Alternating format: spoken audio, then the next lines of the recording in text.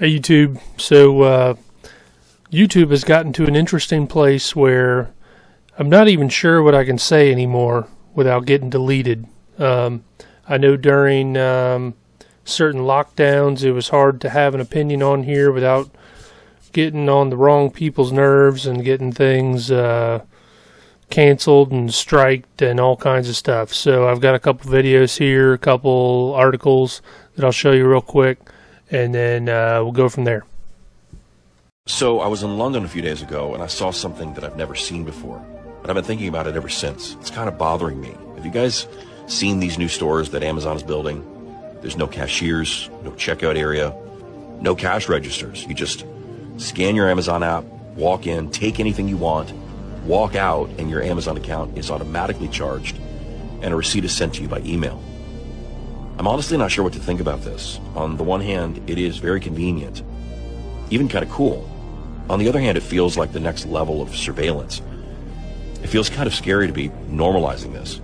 And it is going to be normalized. This is the future of grocery shopping and probably all shopping, and I'll tell you why. Walmart, for example, says that they lose about $3 billion a year from theft. But it's basically impossible to steal from a store like this. You can go ahead and try, take anything you want, stick it in your pocket and walk out. You're still going to be charged. You can't even get into the store without scanning your app. They know who you are the moment you walk through the door, and they've access to your credit card. This means that Amazon stores will automatically be more profitable, and that will force all the other stores to either drop their prices to compete or adopt the same model, and I suspect they'll do the latter. So imagine that in the not too distant future, shopping as a whole is going to be basically automated surveillance. Interesting as well that the book of Revelation says that there's going to be a time when you won't be able to buy or sell without a particular mark. So now that you've seen this Amazon video, I want to share some other related content with you. Universal Digital Payments Network unveiled at Davos. Davos, this is just a couple days ago at the making of this video. Davos is a meeting of these guys. And if you're not aware of these guys, you need to get there really quickly, because these are the people that are taking over the world without anybody voting for them. Klaus Schwab and his key advisor, I forget his full name, but it's Noah Harari. He's really into transhumanism, and he would love to put a chip in you. And I actually had a Twitter video that I wanted to link of him, but in just a couple hours since I posted that video, it's already been deleted. So, World Economic Forum, these people are the movers and shakers of the world right now. And if you look at their logo, you see this line here? It goes right through the O's, and it creates 3 6s. So right there in their logo, they're telling you who they serve. So back to the Universal Digital Payments Network. So this network, I guess, is called Finextra. I haven't read up a whole lot on this, but it's based on stablecoins and CBDCs. CBDCs are central bank digital currencies, and all the major economies, especially the United States, Great Britain, and others, are working on digital currencies, which is a crypto-based digital currency where they want to eventually replace fiat money, paper money. Because crypto, every single transaction is trackable. You can know between who, where, when, how much, and it's all there for everyone to see.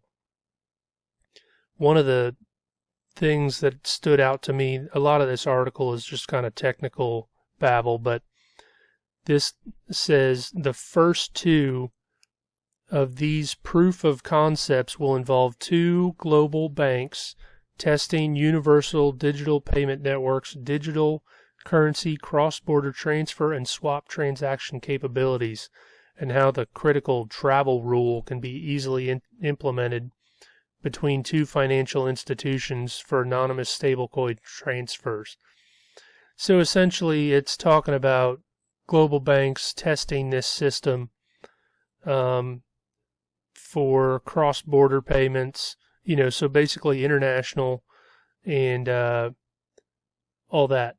So I'm not well versed enough on that to tell you everything about it, other than they want everything to go to crypto because it's trackable, it's controllable. Something here that I thought was interesting. The IRS delays $600 1099 tax reporting for Venmo, PayPal, Cash App, and more. Now, when this stuff first came out, everybody was like, "Ooh, hey, I got an app in my phone that I can just, send money to somebody, and it's easy, it's fast, it's kind of frictionless." And what's interesting is that Venmo is actually a swap of the letters for Venom.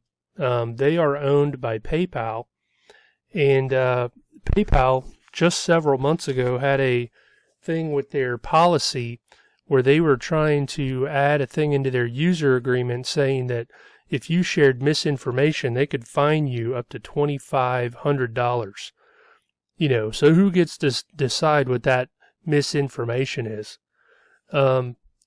So when they got called out on that, they ended up taking that out of their policy and then quietly slipping it back in later. What I find interesting about these things is that before this stuff was available, a lot of transactions happened through Craigslist. So you could look up Craigslist, find your neighbor's lawnmower that you wanted. You can go over there, pay the guy $50 cash, and you'd have a lawnmower transaction over, right? But now everything's Facebook Marketplace and all these other apps. And, if you do it through Facebook Marketplace, it'll say, like, it has the conversation of who you talk to, and it says, did you sell this item to such and such? Did you sell it on Facebook Marketplace? So now they know that you sold something. Now they have your Venmo, your PayPal, your Cash App tracked. And they can, it used to be where a $50 lawnmower, the IRS didn't get a cut of it, but now they got their hands in all of it. And if you do more than $600 in business on any of these, now the IRS is in on it. And they can tax it and take their cut.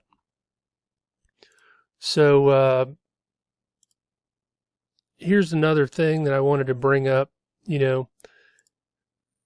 This here, when you consider the 2 years that they had everything shut down, locked down, what was the thing that they used to take over the world?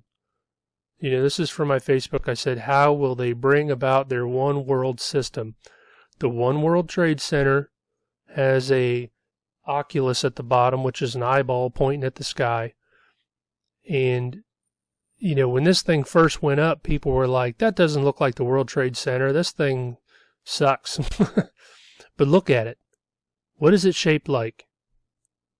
What does it look like? How did they take over the world and shut down everything for 2 years and tell everybody that they had to do a certain thing, and now people are just suddenly cardiac being arrested?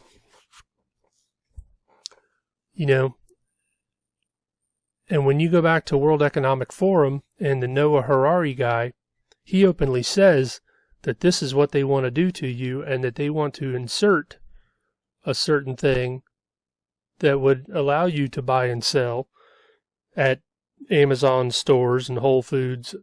Is it Whole Foods? So here's another thing that I see connected to that. I saw this the other day, and they said, it's Bible prophecy. These are not defects. Chase Bank has black lights. And for a while there, they were starting to have black lights installed on streets, and they were saying, oh, well, it's a defect from the manufacturer. But then they never ended up changing it.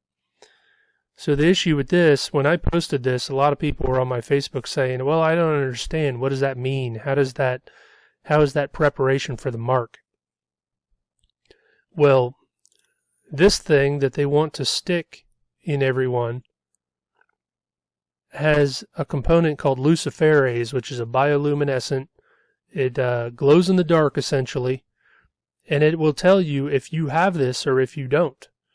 So if that appears under black light, all of a sudden, places like this will know if they can do business with you or not, if they can even let you in the door. I don't know if you remember, but a lot of places you could not do business. You could not even walk through the door if you didn't have a mask on. How much more so when they go through the next round of this? If you don't glow in the dark, you're not even going through the door to do business. You understand?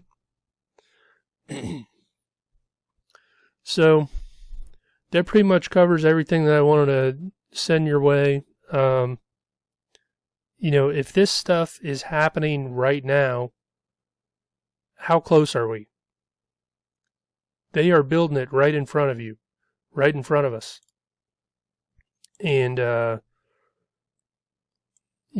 event that caused this thing to go up changed the whole world. And they're looking to do it again and cause everybody to come under the mandate of what they say. So you have to make up your mind now and know the word about what it says, that if you take that thing, what happens to you spiritually? You become spiritually owned by the devil because you have forfeited your salvation. That's according to the Bible. Read Revelation, where it talks about the smoke of their torment ascending forever. The people that took the mark of the beast. There's no forgiveness for that thing. If you take that thing, when it's actually the real deal mark of the beast, it's over for you. So, Jesus is still Lord. He's still raised from the dead. He's still the only mediator between God and man. That, He's the only name under heaven by which men must be saved. There's no other way. So, the wages of sin are death, and it's either going to be you paying for it or him paying for it. So, what's it going to be? Jesus is Lord.